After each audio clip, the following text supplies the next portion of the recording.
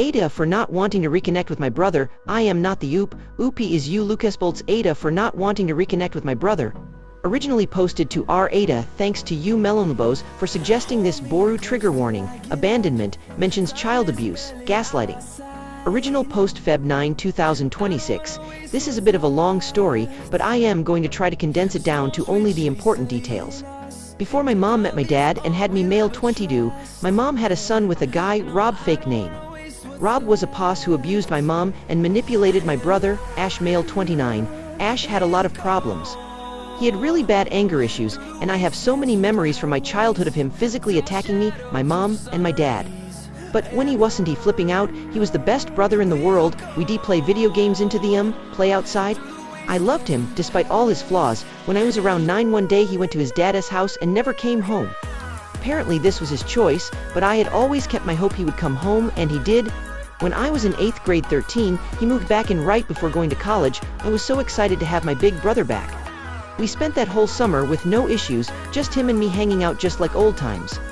I am not sure what his final argument with my parents was. All I heard was screaming, then him storming out of the house and never coming back. Him leaving again ruined my mom. It ruined me. That Christmas, he left a box on our front porch for me. It took about 3 months for me to open it. I was too hurt. I missed my brother. The last time I saw him was my high school graduation. I went to high school with his cousin, and I saw Ash walking around. We made eye contact. He definitely recognized me, and he walked away. That pissed me off and almost ruined my whole day. That was also the day I found out he had blocked me over the years. That pain has turned to resentment.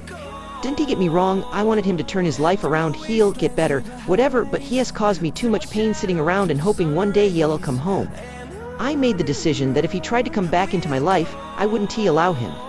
For my own sake, that brings me to now. My mom called me Friday and asked me to come home for the weekend because there was something we needed to talk about. When he got home, she sat me down and said Ash had sent her a text message. Apparently he had gotten therapy, was married, had a kid, and was finally ready to try again.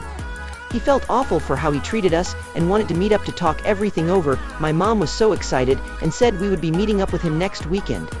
I told her I was happy for her, but I would not be coming. She was confused, and I told her what I told you.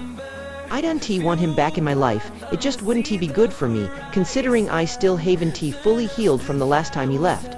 I cried, she cried. I went to my room later that evening. Both my parents confronted me about Ash. They both said that it was rude of me to decline seeing him, that he should at least hear him out, and then I can decide if I want to heal our relationship. But Evie already made up my mind. I made up my mind years ago. I explained my side, saying I was happy he was better, that he had a good life now, but I want no part of it. He hurt me, and that trauma and pain has followed me my whole life. My parents called me bitter and said I am holding a grudge that doesn't need to be held anymore. I don't care. This is the part I think I fucked up. I told my mom, as far as I am concerned, Ash is dead to me. He can try to fix our relationship, beg for forgiveness, but he is never getting it. I started yelling, my dad started yelling, my mom started crying again.